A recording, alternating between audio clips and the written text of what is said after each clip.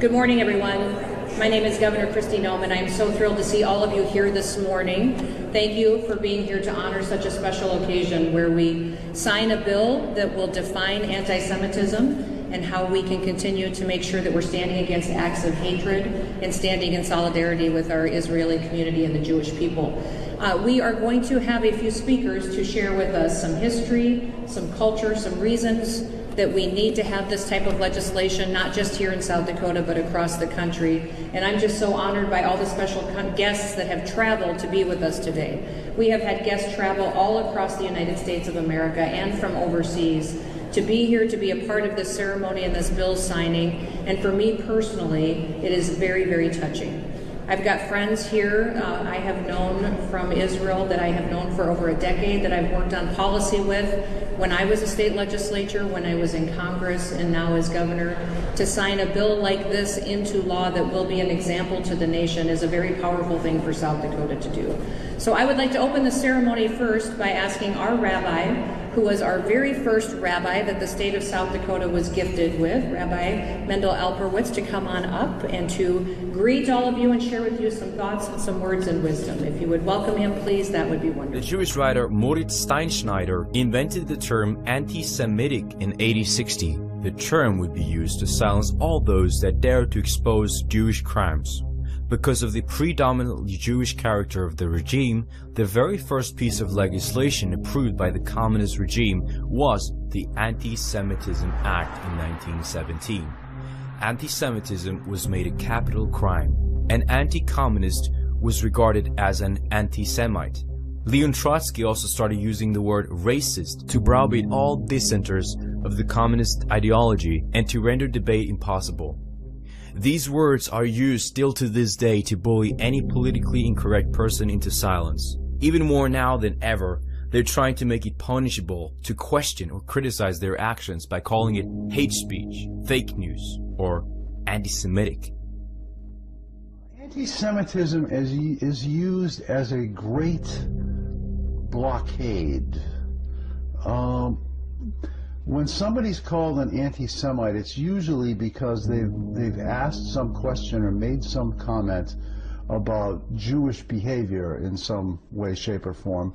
And because Jews don't want to discuss that behavior, they call you an anti-Semite for daring to question that Jews do anything bad ever.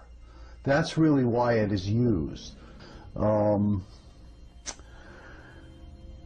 Anytime you say something about Jews, Zionists, Israel, anything with a tangent to Jews that is in a negative light, you're going to be called an anti-Semite by the Jews, because this is the defense mechanism that they use to cover up their crimes and to prevent analysis of the criminal action that has happened, which so very often leads to a Jewish perpetrator.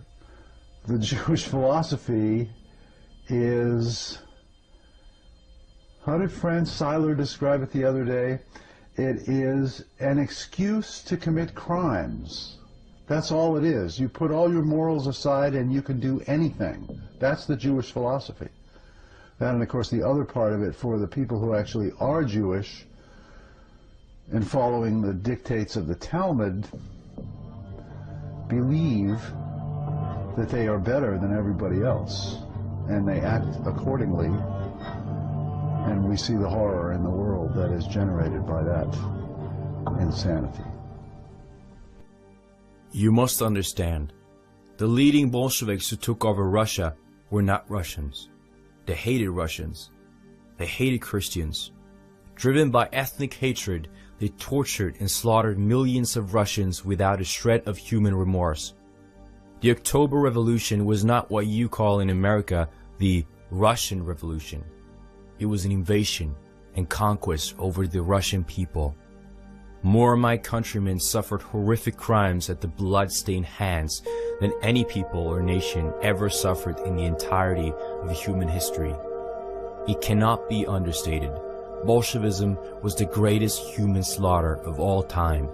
The fact that most of the world is ignorant of this reality is proof that the global media itself is in the hands of the perpetrators. We cannot state that all Jews are Bolsheviks, but without Jews there would be no Bolshevism. For a Jew, nothing is more insulting than the truth. The blood-matted Jewish terrorists murdered 66 million in Russia from 1918 to 1957.